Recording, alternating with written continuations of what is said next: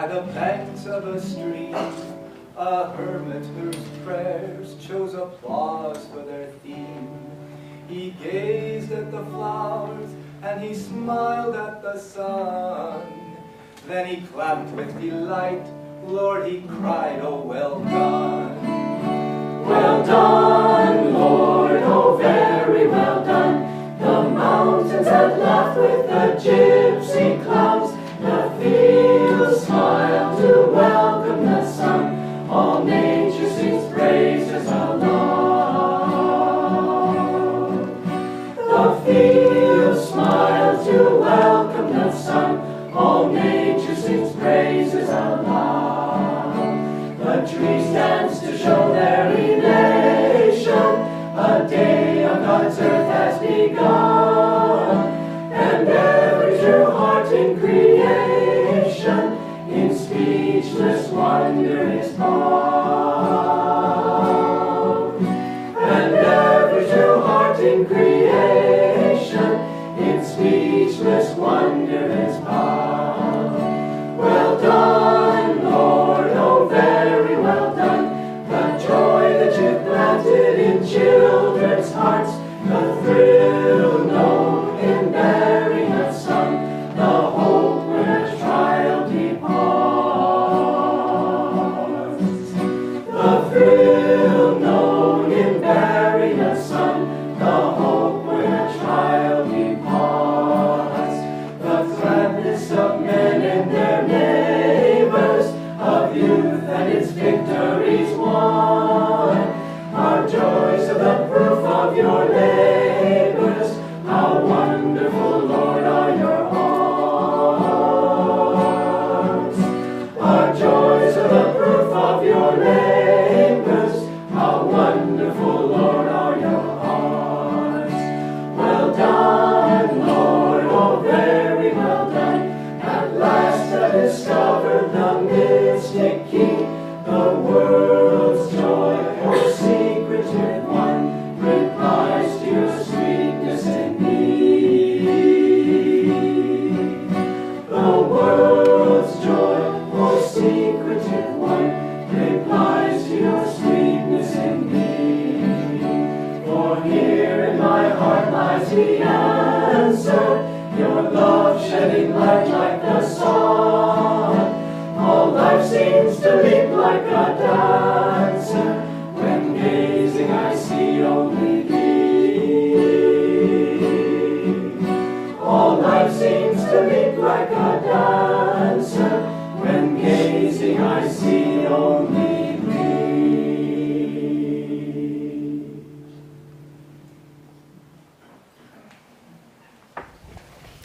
Good morning. I'd like to welcome all of you to Sunday service on this glorious Sunday. My name is Nayaswami Bharat, and this is Nayaswami Anandi. And we'd especially like to greet all our guests at the Expanding Light and also everyone on the internet. I'd like to read from Rays of the One Light by Swami Kriyananda. And our reading for this week is, How High Should We Aspire? And Anandi will tell us.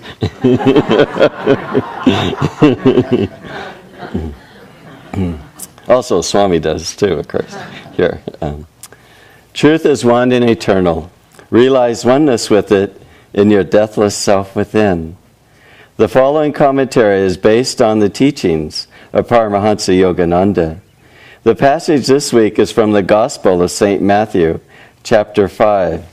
I say unto you, that except your righteousness shall exceed the righteousness of the scribes and Pharisees, ye shall in no case enter into the kingdom of heaven. The easiest explanation for these words is that they were spoken in criticism of the scribes and Pharisees, particularly since Jesus was often verbally attacked by them and stood up to them fearlessly. However, it wouldn't be much of a challenge to his disciples who aspired to spiritual perfection to tell them, don't be like those who lack any such aspiration. Jesus, in fact, says only a few verses later, Be ye therefore perfect, even as your Father, which is in heaven, is perfect. What Jesus was referring to here, then, was the self-righteousness of the priests. Don't seek perfection, he was saying to his disciples, in the image you project towards others. Don't be satisfied with a goodness born merely of ego definitions. The highest virtue is to transcend the very thought of personal virtue in the realization of God alone as the doer. Before this realization, even the thought, I am kind or I am truthful, is self-limiting. As it says in the Bhagavad Gita, the 7th chapter, yet hard the wise Mahatman is to find, that man who saith all is Vasudeva. Thus, through Holy Scripture, God has spoken to mankind. Om. Om. Om.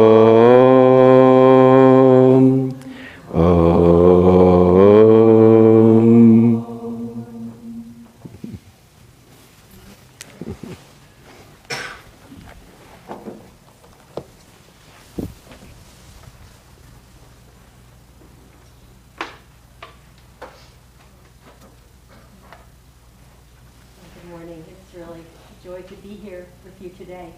So I'll start by reading from Whispers from Eternity. This is a book of poems and prayers by Paramahansa Yogananda. This is the prayer before practicing concentration for our How to Meditate weekend here. Teach me, O Spirit, by meditation, to stop the storm of breath, the skipping of my mental restlessness, and all the sensory disturbances that rage on the lake of my mind. Let the magic wand of my intuition halt the gale of passions and unnecessary desires. In the rippleless lake of my mind, then, let me behold the undistorted reflection of the moon of my soul, glistening ever with the reflected light of thy presence.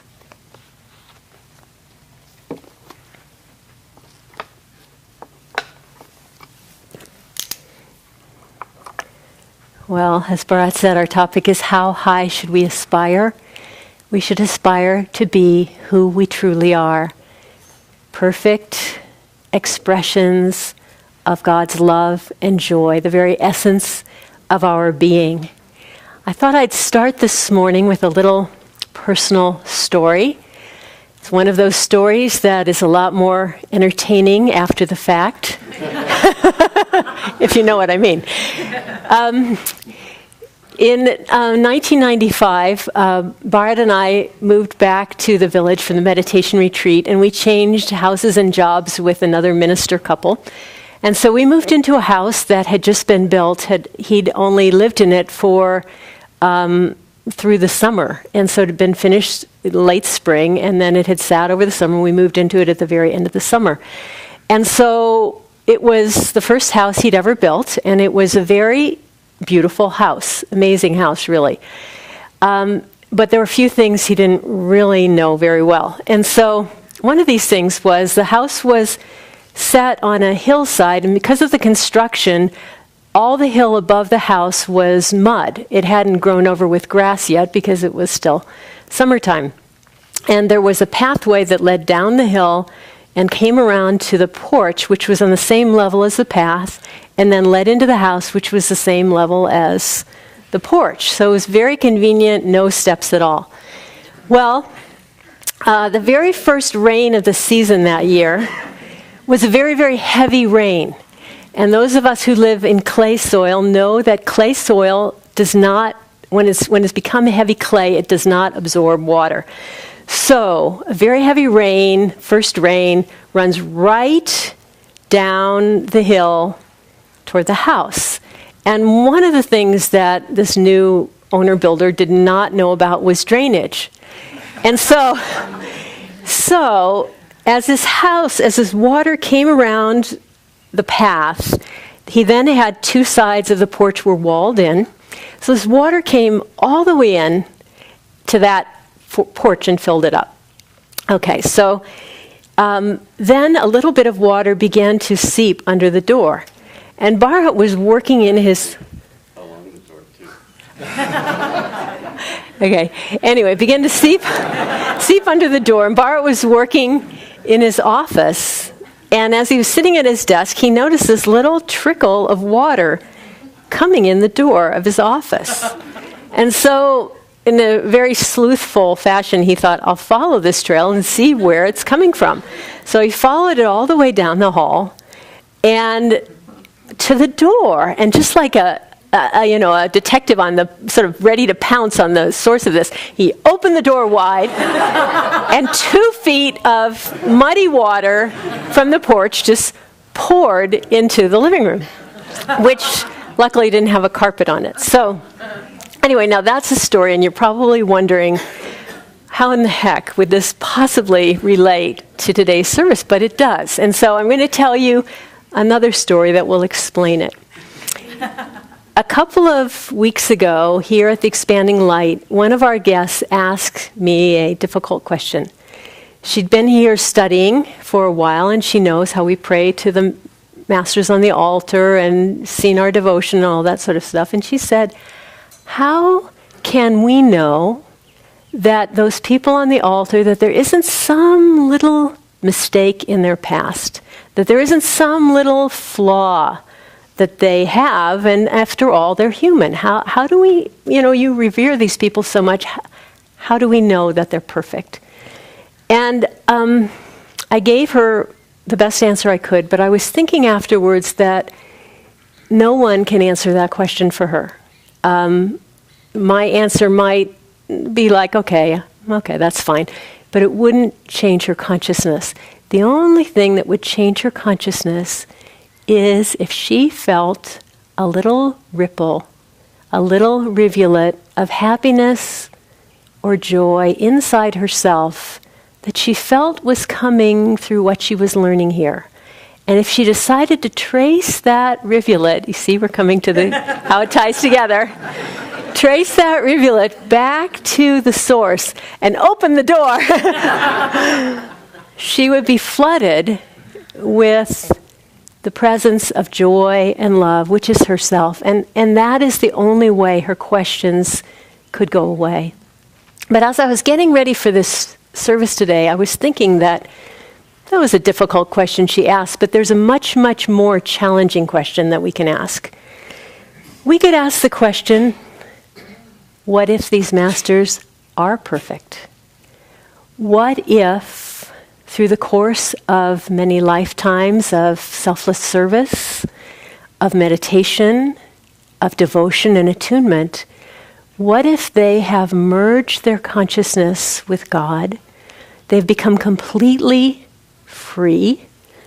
They're one with God, and they are in perfect bliss and joy, free from all karma that tells them to return to this world.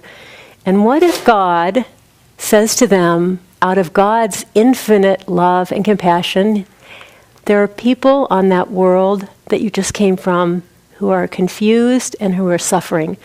Would you be willing to go back and put on a heavy physical body again and serve those people and show them how they might find us?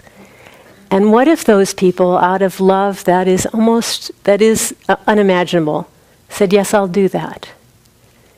Now, that actually happens to be what most of us in this room believe, and it is a much, much more challenging statement than the other question, because now it says there is so much love and compassion and caring for us that is happening from God, from the great masters. And how are we going to open to that? How are we going to believe it? How are we going to release ourselves from self-doubt, from fear, from anything that blocks this perfect flow of love coming from us? That is our challenge in this lifetime. And luckily, in addition to giving us all this love, they're also telling us how to go about doing it. But it's not an easy thing to do.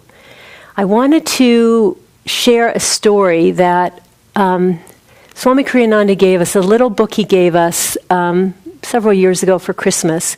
And it was a story that he wrote when he was 18 years old, and the story is called The Land of Golden Sunshine. And what he said about that book was that the mood of this book captures the mood of my life more perfectly than any other book I've ever written, including my autobiography. And in this story, and it's quite, the comparison to his life and the life of the person in the story is radically different. But there's an underlying mood that I'll talk about. In this story, there's a young girl, her name is Lisa, and she lives in a very, very depressing and dreary town. In the wintertime, there are these just fierce storms that beat down on the town, and no one in the town has any sense of hope. She works in a button factory, sewing buttons on men's shirts with a lot of other women. That's all they do. They work all week. They have Sundays off, and all they have to do is sleep on Sunday. That's their only respite from this very routine, unjoyful life. But Lisa wishes and hopes and longs for something more. She feels like there has to be more to life than this. And as she goes to sleep thinking this on a Saturday night, she wakes up Sunday morning and the sunlight's already coming in through her window. And in this sunlight, there appears a form of a man made of sun, made of light. And this form is exuding so much love and joy that she immediately falls to the floor and just kneels in front of it, pronaming in front of it. And she feels herself caught in this love and joy, and it feels very deeply familiar to her. As strange as it is, not in her life, but it's very deeply familiar to her. But as this light from this man comes around to her, she's just shocked. It's just as it hits her in the face, she's so shocked that she just closes her eyes and sort of protects herself from the light. And when she opens her eyes, the man is gone. And she's, on the one hand, really upset because she doesn't want him to leave, but on the other hand, she's so thrilled by discovering that there is a world of love and joy. And so she hopes that next Sunday he will come again. And sure enough, next Sunday, that same beam of light comes in, and she can feel the love and joy in the air already, and she jumps out of bed and kneels, and he appears. And he tells her that he comes from a land of golden sunshine, and that in this land, people share love and joy freely, that it's very beautiful, it's very uplifting, it's a joyous place to be. And as he talks about it, it feels so familiar to her, and she longs to be there. But as the light comes around toward her, she feels that his light is bathing her, and she feels unworthy. She feels unworthy to be in the same light as this being, this perfect being. And she shuts her eyes again. And as she opens her eyes and he's vanishing, he's looking at her sadly and shaking his head. And she just goes, oh no, I hope I didn't ruin this. I hope I still have another chance. And so during that week, she's thinking, could I go to that place of light? But it's so unfamiliar to me. I mean, I have a job and people are counting on me to sew these buttons, and what will happen if I'm not there? And so the week comes around and Sunday comes, and once again he appears. And she's on her knees again and she's feeling this love and joy. And he looks at her and he said, will you come with me? He said, so many people I've invited and they have not been able to handle it. Their hearts are too weak and too fearful, and they can't take that much love. And she looks inside of herself and she goes, it's not that I'm so needed here in this village, but rather that I'm so used to that state. And I want instead to have the courage to say yes. And so she does that, and she says, I offer you my life. I come with you. I embrace everything that you have to give. And it says, then the sunlight swept around through the empty room as her soul lifted to this higher level of consciousness. And of course, it's just a beautiful metaphor for life. And when Swami says it's the mood of his life, the reason is, he said all his life he felt that his real home was heaven, and that this material world was just uncomfortable for him. But he said, when he gave this Christmas present out, he wrote a little card by it, and he said, that's what I said when I wrote this. But he said, as I get older, I feel more and more that all I want to do is be where God wants me to be. And when I'm where God wants me to be, it's all the same. It's all just as heavenly as it can be, because that's where I'm meant to be, and God is there. So it's a huge undertaking, and I wanted to talk about a few ways that we could move ourselves on this. Many of us have been working on this for a long time. It's not an easy journey, but I just wanted to share three main things that we can think about. The first is to release our sense of self-definitions. That's exactly what Swami said in the reading. Just let go. The Pharisees had the self-definition of being self-righteous. For Ananda people, rarely do we encounter self-righteousness. Instead, we encounter self-criticism, self-honesty to the point of self-deprecation, all these kinds of things. And I was thinking of the image of a hose with a valve. And when the hose is wide open, all this water can flow through it. But when you turn the valve to the left, which would be toward self-righteousness, and you say, I'm proud, I'm good at this. I'm something I'm really good at, and I feel totally competent to handle this, and I did a great job and handled that well. As we get into that kind of pride, we close off that stream of water, which is God's perfect love and power and joy. And if we turn the valve the other way, which is, I don't think I did a very good job of that, and I don't know how I can ever find God. I mean, this is ridiculous. I can barely meditate. How am I ever going to do this? We turn it that way, we also close off the flow. And if we can leave the valve straight and let that flow through us and say, I'm really not here. I'm not even an issue here. I'm just a channel for this presence and love of God. That's what will change us. I had an interesting experience. I'm going to share it. This happened in 2006 with Swami in India. I had been editing a book, and when I was done, I knew it wasn't quite done, but I also knew I couldn't do anything else to it.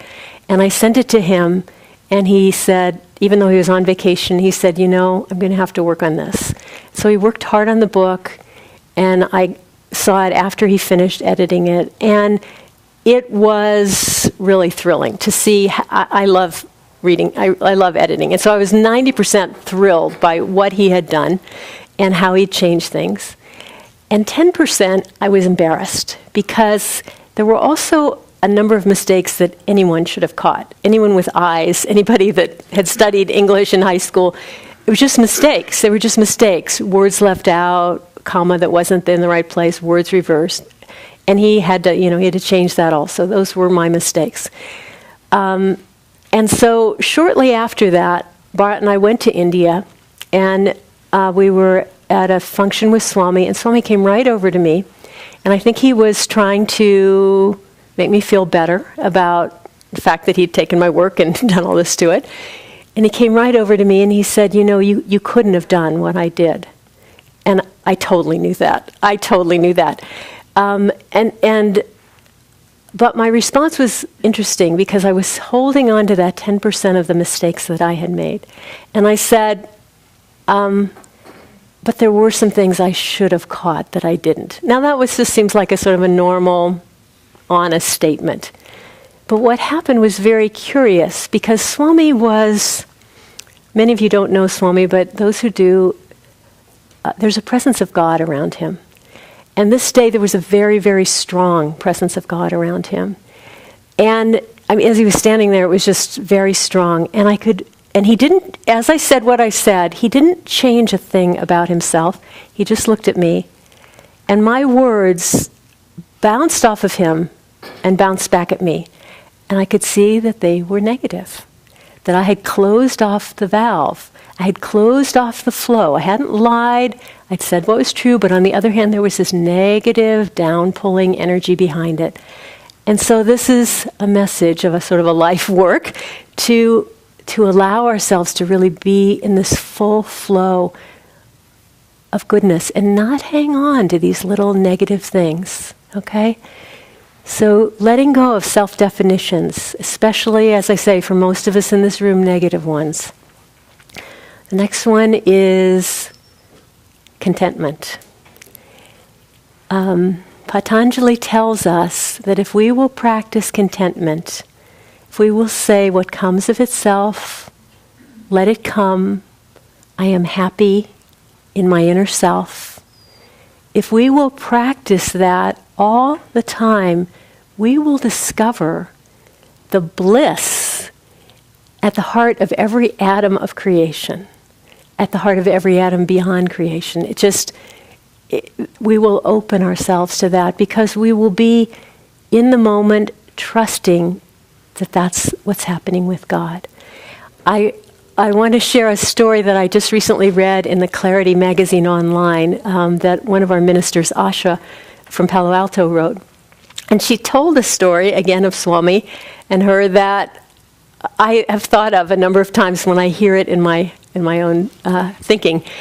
She went to talk to Swami because she was facing something that was very, very difficult in her life, and she was upset. I don't know if she was crying, but she was very, very upset, and she was talking about how good her life was, but they had this huge test, and it was just making things so hard for her, and so on, and so on, and so on. And she said, as she talked, Swami just looked at her. This is a very similar story, actually.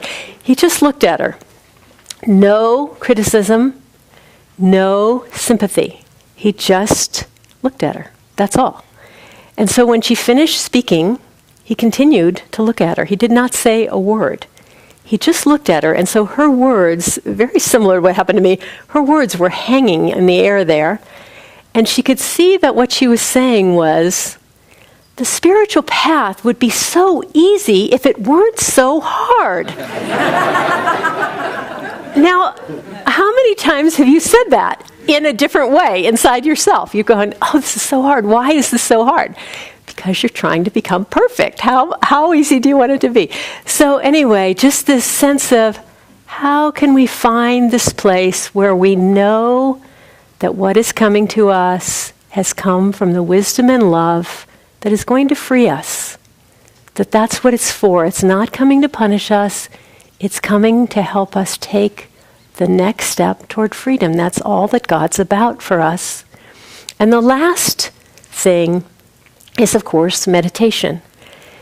And meditation is our chance to practice getting to that place where the valve is neither closed to the left or closed to the right, but getting to that place where the pendulum stops swinging and it's still. And for just a few moments, or more than a few moments, we're able to experience our connection with that power within us. And it's that practice that's going to allow us to do the other practices, the contentment, the clarifying our mind, the not getting caught by negativity, not getting caught by overconfidence, but just to be in that place where we connect with God. Swami Kriyananda said that when he, at some point in his sadhana, very early on, I think, he had learned the techniques of Kriya Yoga, and he said he really hated practicing Kriya Yoga for about a year and a half. He said, I don't know why. Maybe I was afraid of the deep peace that came from it, but it was really difficult for me. And he said, and this is important, he said, but I had no other choice. Because these are the techniques that Master gave me to help free me, to help me find God. So what am I going to do if I don't do what he gave me to do as much as I don't like it? So that is a really, really good message for us on every level. When the guru comes and says, okay, you've asked me to help to free you, here's what you need to do, we kind of can't say, oh, but I don't like it. I'm not very good at it. Do I have to do this? I'm so bad at it. We have to do it because in the process, as happened for Swami, after a year and a half, things shifted. He discovered, of course, through Kriya was the greatest transforming power of his life, but he would not have found it if he didn't do it. It wouldn't work to say, okay, well, I don't like it now, but maybe I'll try again in a couple of years and see if I like it then. We've got to push through those places that are not enjoyable, because that is the way out we've been given. And I want to share some words that Swami said about meditation, which these are actually shorten these, so these are not his exact words, but this is his thought. The spiritual path is not about the experiences we receive in meditation, but about the refinement and purity of our self-offering to God. The spiritual path is not about the experiences we receive in meditation, but about the refinement and purity of our self-offering to God. The more we think about how we can get more realization, the more we fall into delusion. Instead, it has to be constant giving. In that giving, God can give us more. To eliminate the strain and tension of trying to concentrate, release the thought, I am meditating. Think rather, the cosmic vibration is reaffirming, through me, its own reality. Cosmic love, through me, is yearning for God's love. Cosmic joy, through me, is rejoicing in our infinite beloved. So, with this continual practice of meditation and getting ourselves stronger at being able to choose that wide, open, clear connection with God, we begin to discover for ourselves the path back to where we belong, to our true nature. I would like to end with a story that I just find very, very inspiring. And in a way, it kind of pulls together some of these thoughts. It's a story that Ramakrishna told about a man, a saint, who came to his ashram. Ramakrishna was a saint who lived in the 19th century near Calcutta, India. And this saint came to his ashram, and this saint carried with him a holy book. And this book was so holy that he would do puja to this book, and then he would spend hours each day and he would be studying the book with intense concentration and so much devotion. And finally Ramakrishna just begged him. He said, please, please let me see what's in your book. Please let me see it. And he opened the book, and on every page of the book were written two words, Om Ram. Om is the name for God as the creative vibration. Ram is the name for God as the guru, as the one who will take you to God. And so basically, all the book said was God. And the saint said, this is all I need. This is all I need. This is what will take me to freedom.